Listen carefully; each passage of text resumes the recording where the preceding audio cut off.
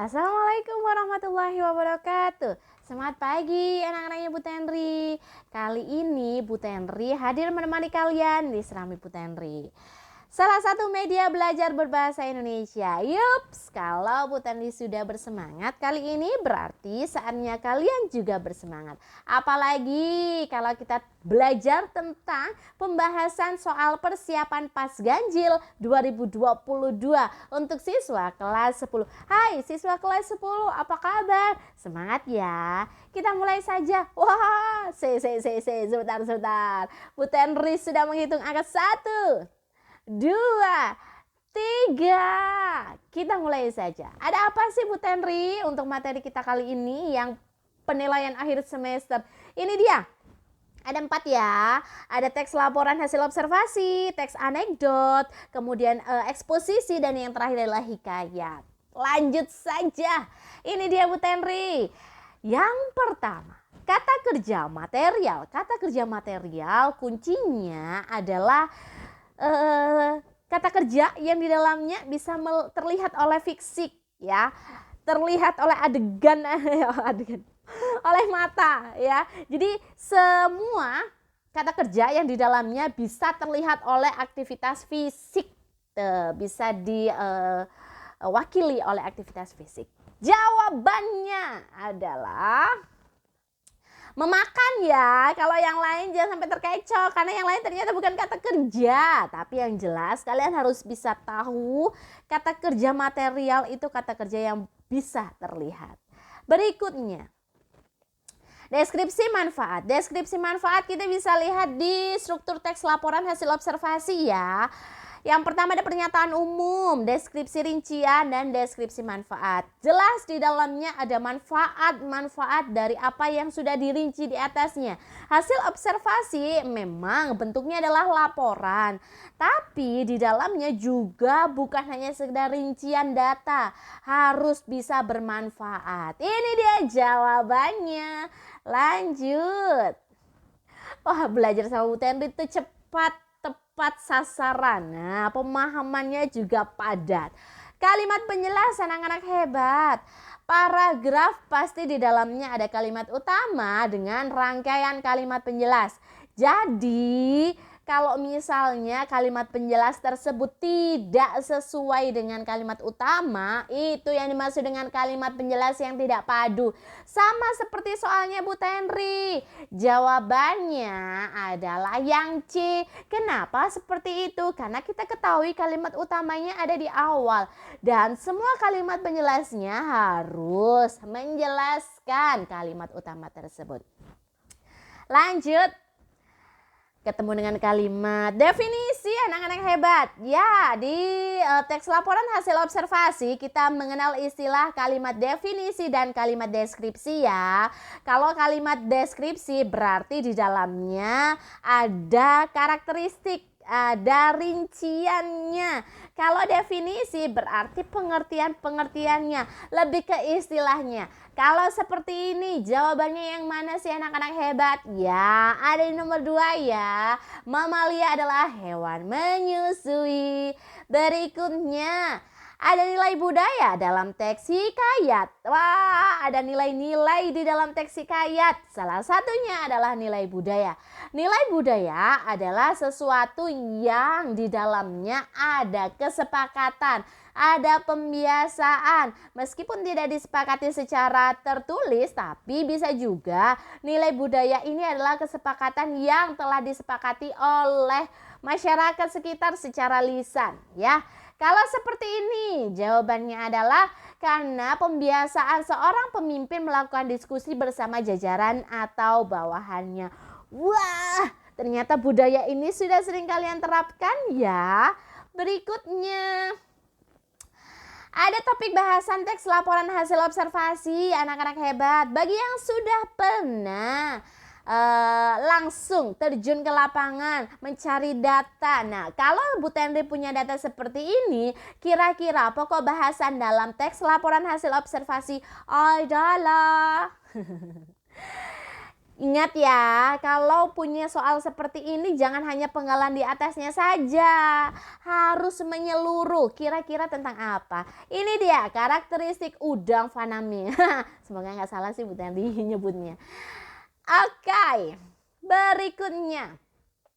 Kata sesuai ejaan bahasa Indonesia. Wah, kalau kalian sudah terbiasa dengan kosakata bahasa Indonesia yang sesuai dengan KBBI, Pedoman Umum Bahasa Indonesia, ya berarti kalian juga harus membiasakan diri untuk mengetahuinya. Penulisan kata yang sesuai dengan kaidah bahasa Indonesia. Nah, di sini ada dia. Di yang dimaksud di sini ada di yang dimaksud sebagai kata berimbuhan atau di sebagai kata depan. Maka yang sesuai dengan kaidah bahasa Indonesia adalah digunakan karena memang fungsi di situ adalah sebagai kata berimbuhan ya. Berikutnya.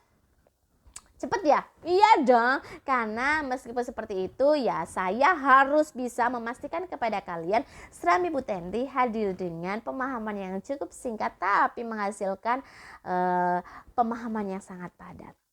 Pemaparan yang cukup singkat, pemahaman yang cukup padat. Fungsi kalimat SPOK atau pelengkap, ini dia.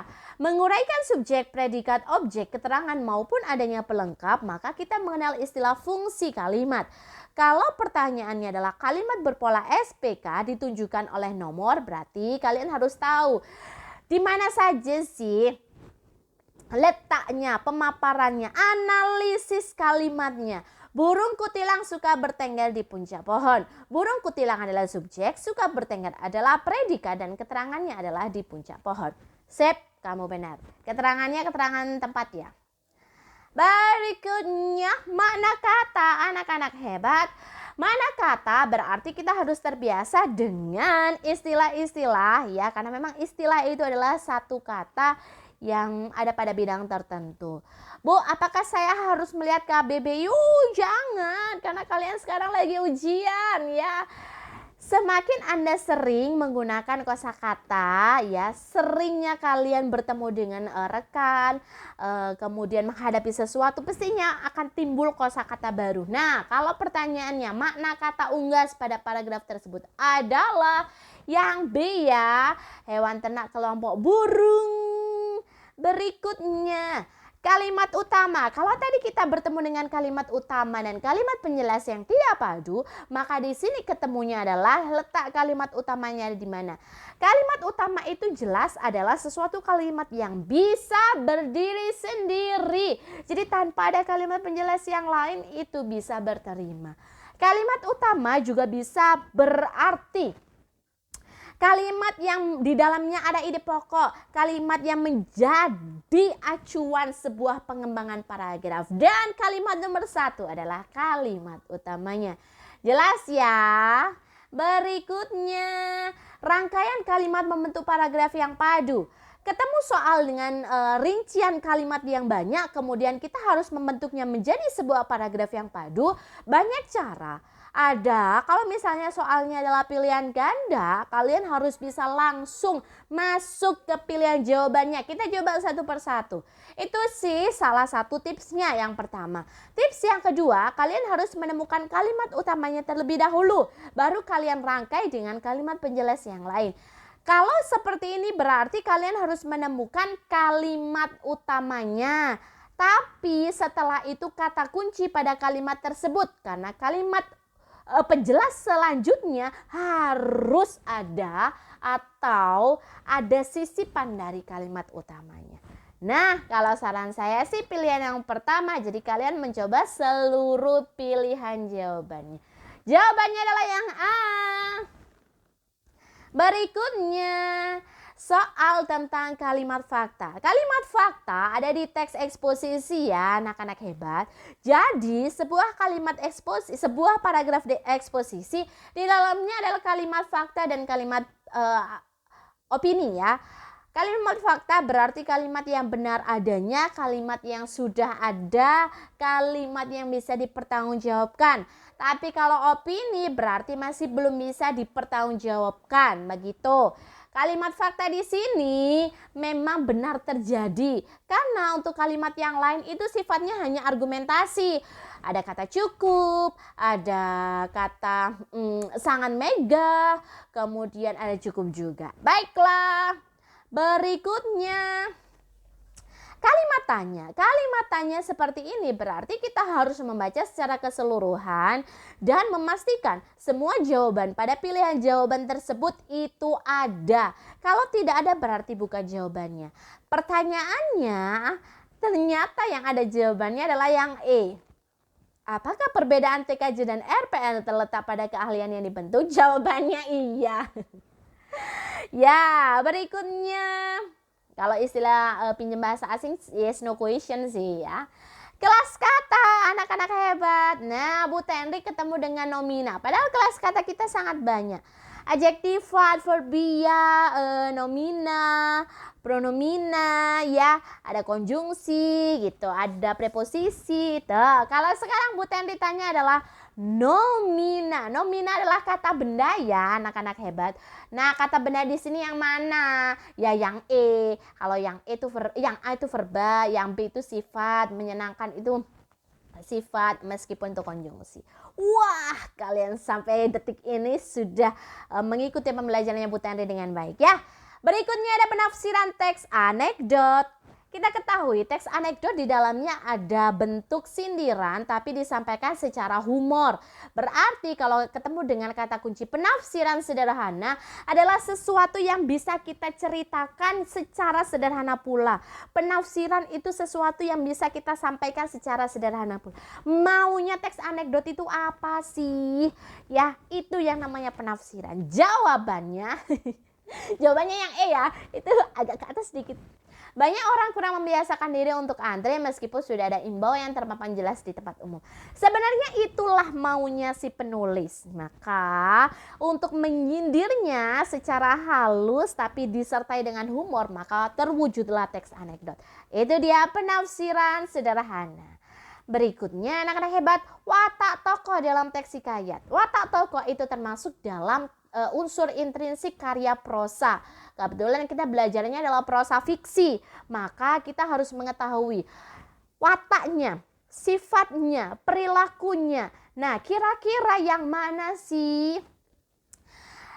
Ketika kalian memilih jawaban atas watak berarti kita harus mengetahui jawabannya atau kalimat pendukung atau bukti pendukung. Ketika kamu memilih kasar, mana sih bukti pendukungnya? Kalau tidak berarti bukan jawabannya.